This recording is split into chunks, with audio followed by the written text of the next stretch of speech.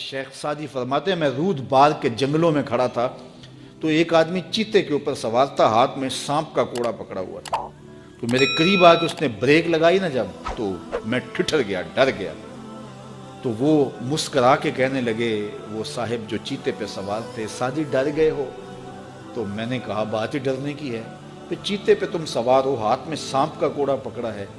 تو سعدی فرماتے ہیں وہ بزرگ مسکرا کے بولے، سعدی تو خدا کا ہو جا، خدا کی خدائی تیری ہو جائے، تو ہو کے تو دیکھ ان کا، پھر نوکر ہو جائے گی ساری خدائی تیری۔ لیکن ہم جب زر کے پیچھے لگ گئے تو پھر غلام بن گئے۔ یہ دنیا کی مثال سائے کی طرح ہے، سائے کے پیچھے بھاگو گے تو آگے بھاگے گا، سائے کے آگے بھاگو گے تو پیچھے بھاگے گا۔ اللہ اکبر۔ حضور نے ایک سوراخ سے بیل نکلتے ہوئے دیکھا، نکلنے کے بعد پھر دوبارہ اس چھوٹے سے سوراخ سے وہ گھسنا چاہتا ہے لیکن وہ گھس نہیں پاتا۔ تو جبریل امین سے پوچھا یہ کیا ماجرا ہے؟ عرض کی یا رسول اللہ صلی اللہ علیہ وسلم، یہ اس شخص کی مثال بیان کی گئی ہے جو زبان سے بڑا بول بول بیٹھتا ہے اور پھر اس کو واپس لینا چاہتا ہے تو وہ نہیں لے پاتا۔ جو آپ بول دیا پھر وہ واپس نہیں ہو سکتا، اس لیے بولنے سے قبل سوچ کے بولنا چاہیے۔ یہ بہت سارے تیر زبانوں کے، کچھ لوگوں کی عادت ہوتی ہے کہ وہ فٹ بول دیتے ہیں، وہ یہ نہیں سوچتے اس سے کسی کا دل دکھ جائے گا۔ اور بعض لوگوں کے رویے یہ ہوتے ہیں کہ سچا بندہ کھرا ہوتا ہے، کڑوا ہوتا ہے تو وہ ہمیشہ ہی کڑوے رہتے ہیں۔ یہ کون سی بات ہے؟ رسول اللہ سے بڑا سچا کوئی نہیں تھا، حضور سے میٹھا کوئی نہیں تھا۔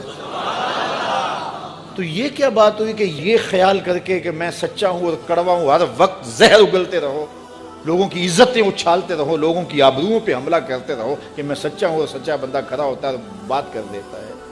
اپنی گفتگو کو کنٹرول میں کرو، کسی کا دل نہ توڑو، کسی کے دل کو اذیت نہ پہنچاؤ، خلق خدا کی بہتری کا سوچو، خود سہ لو اپنے اوپر لیکن کسی کو تکلیف نہ پہنچاؤ۔ اللہ کے محبوب علیہ الصلوۃ والسلام جب ناراض ہوتے تھے تو اللہ کے محبوب علیہ السلام کے چہرے سے صحابہ پہچانتے تھے کہ حضور غصے میں۔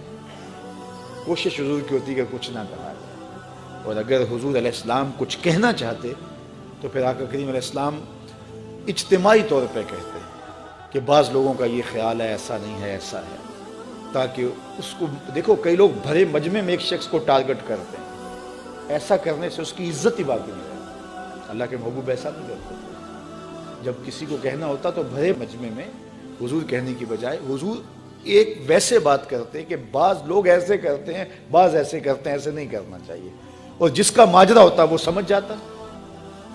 تو یہ کوئی بات نہیں ہوتی کہ میں کھرا آدمی ہوں، میں سچا آدمی ہوں، میں لوگوں کے دل چیرتا رہوں، میں لوگوں کے دل پر حملہ آور ہوتا رہوں، لوگوں کے جذبات سے کھیلتا رہوں، لوگوں کو تکلیف اور آزار پہنچاتا رہوں اور خلق خدا کے لیے میں تکلیف کا باعث بن جاؤں صرف اس بات پر کہ میں سچا ہوں۔ پہلی بات یہ ہے کہ یہ تیرا گمان ہے کہ تو سچا ہے اور کھڑا ہے، یہ تو اللہ کو پتا ہے کون کہاں کھڑا ہے۔ اس لیے یہ بات بہت اہم ہے کہ بولنے سے قبل سوچنا چاہیے، ایسے ہی زبان سے کوئی بات نہیں نکال دینی چاہیے۔ عربی کا ایک شعر ہے کہ جراحات السنان لہو تیام ولا یلتام ما جرح اللسان، کہ جو زخم نیزوں کے لگتے ہیں وہ بھر جاتے ہیں لیکن زبان کے تیروں کا زخم کبھی نہیں بھرتا، وہ تازہ رہتا ہے۔ اس لیے ہمیشہ آپ سوچیں اپنی زندگی میں کہ ہماری زبان سے لگا ہوا تیر کسی کو گھائل تو نہیں کر رہا۔ اور کچھ لوگ ایسے ہوتے ہیں کہ وہ مر بھی جاتے ہیں لیکن ان کی زبان سے نکلے ہوئے تیروں کی زہر افشانی ختم نہیں ہوتی، اور کچھ لوگ ایسے ہوتے ہیں ان سے اختلاف بھی ہوتا ہے لیکن اس کے باوجود کوئی ایسا جملہ نہیں ہوتا ہماری جانب ان کی طرف سے آیا ہوا جو ہمیں تکلیف دے۔ اختلاف اپنی جگہ ہوتا ہے لیکن جب وہ خیال میں آتے ہیں، جب وہ تصور میں آتے ہیں تو نفرت کے شرارے نہیں پھوٹتے، محبت ہی پھوٹتی ہے۔ اس لیے ایسے بن جاؤ کہ لوگ تمہیں سوچیں، تمہارا خیال کسی کو آئے تو ساتھ پیار کی خوشبو آنے لگ جائے، نفرت کے شرارے نہ پھوٹیں کہ کوئی تمہارا خیال کرے تو اس کو تمہاری زبان کے برستے ہوئے تیر آنے لگ جائیں، تمہاری نفرت انگیز باتیں ان کو ستانے لگ جائیں اور وہ تمہارے خیال سے، تمہارے گمان سے، تمہارے تصور سے وحشت کھانے لگ جائیں۔ نہیں، خوبصورت زندگی گزارو، اپنی زبان کو کنٹرول